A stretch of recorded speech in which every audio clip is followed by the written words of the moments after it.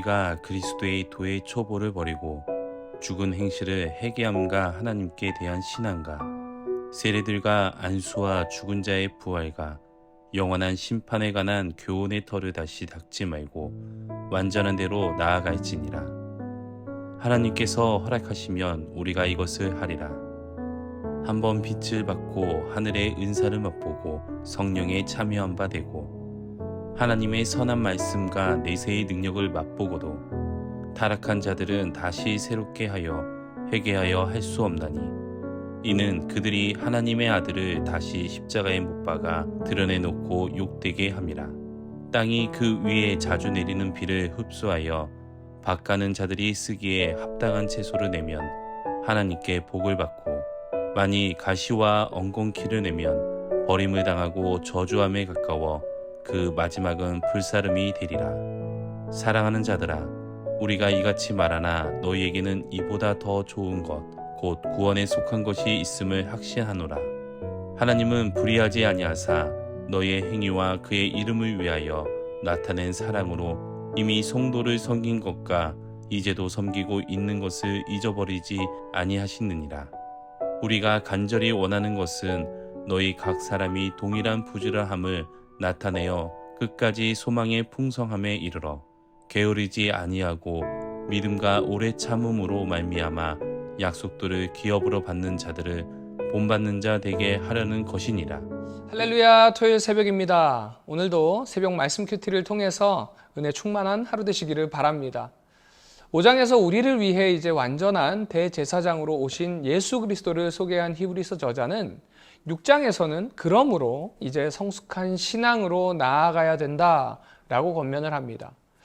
그리스도인이 되고 난 후에는 반드시 신앙 성장의 모습이 나타나야 하는데 이것은 마치 어린아이가 태어나서 이제 자라가는 것과 같은 의미라고 할 수 있습니다. 오늘 본문에 보면요, 3개의 대지로 나눌 수가 있습니다. 첫 번째는 1절부터 3절까지로 초보 교리를 버리라 라는 것을 이야기하고 있습니다. 1절에 초보를 버리라 라는 이 표현은 초보적인 것들에 집착하지 말라는 의미입니다. 신앙생활에도요, 진보가 있어야 합니다. 어제와 다른 오늘을 살아야 되고 올해보다 좀 더 나은 내년을 기대하며 살아가야 된다는 것입니다. 그러니까요, 성장을 열망해야 하는 것입니다. 그렇지 않고 낮은 수준에만 머물러 만족하고 있으면 절대로 성장할 수가 없다는 것입니다. 신앙이 초보적인 신앙에 머무르게 되면 가장 큰 문제는 유혹이 왔을 때에 쉽게 무너지고 주저앉는다는 점입니다. 또 큰 고난과 시련 앞에서 믿음의 길을 이탈하기가 쉽습니다. 그래서 히브리서 저자는 이런 기초는 이미 놓여 있기에 그 털을 다시 놓을 필요가 없다라고 말합니다. 거기에만 집착하고 머물러 있으면 기초 이상의 성장이 없다는 것입니다. 성도라면 이제 탄탄한 기초를 바탕으로 기초 이상의 삶을 살아야 합니다.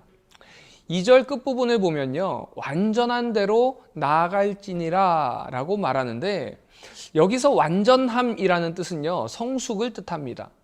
그러니까 우리의 신앙이 계속해서 성숙되어져야 된다라고 권면하고 있는 것입니다. 그리고 이제 두 번째로 4절부터 8절까지는 두려운 마음으로 나아가야 된다라고 말씀하고 있습니다. 신앙생활의 가장 큰 위험은요, 배도입니다. 히브리서 저자는 이 배도에 대해서 강하게 경고하고 있습니다. 한번 하나님의 선한 말씀과 또 내세의 그 능력을 맛보고도 타락을 한 사람은 회개할지라도 이제 다시 돌이킬 수 없다라고 말합니다. 이 말씀의 뜻은요, 구원이 취소될 수도 있다라는 뜻이 아니라 신앙의 길을 끝까지 포기하지 말고 인내하며 가라라는 권면의 말씀입니다. 인내는 누구에게나 사실 쉽지 않은 일입니다. 우리의 신앙이 성숙되기까지 오랜 시간을 요구합니다. 아마 그 기간 동안 우리는 여러 장애물을 만나게 됩니다. 그리고 우리는 빨리 변화되지 않는 자신에게 실망할 수도 있고 또 여러 가지 어려운 현실의 문제를 만나게 되면서 믿음이 흔들릴 수도 있습니다. 그럴 때면 오래 참으신 그 하나님을 바라보면서 인내하시기 바랍니다. 그럴 때에 아름다운 열매를 맺게 될 줄 믿습니다. 히브리서 기자는 이것을 비와 땅의 비유를 들어서 책임의 소재를 분명하게 말씀하고 있습니다. 땅이 비를 흡수하여서 밭을 가는 자들이 쓰기에 합당한 채소를 생산하면 복이 임한 것이고요. 반대로 가시와 엉겅퀴를 내면 버림을 받고 저주를 받아 마침내 불태워질 것이다 라는 것이죠. 여기서 비는요, 하나님이 주시는 그 은혜를 상징합니다. 그리고 땅은 사람을 상징합니다. 그러므로 복과 저주는 땅, 즉 사람이 하기에 달려 있다는 것입니다. 은혜를 흡수하는 우리의 태도가 무엇보다 중요하다는 것이죠. 우리에게 있어 은혜에 합당하지 못한 가시와 엉겅퀴가 있다면 제거해야 한다는 것입니다.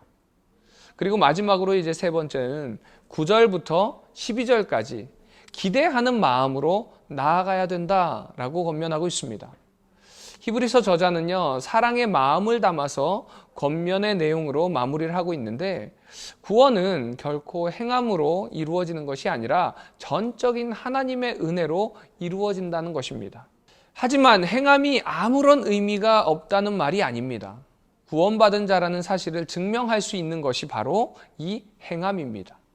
내가 하나님의 자녀라는 것을 증명할 수 있는 길, 하나님의 사랑으로 성도라는 것을 증명하는 길은 다름 아닌 아름다운 행위로 보여주는 것입니다. 그래서 하나님의 이름을 위해 사랑으로 성도를 섬기는 모든 행위는 다 하나님께서 기억하고 계신다라고 말씀하고 있습니다. 그래서 우리도요, 사랑의 섬김이 필요합니다. 우리 주위를 돌아보며 사랑으로 이웃을 섬기시기 바랍니다.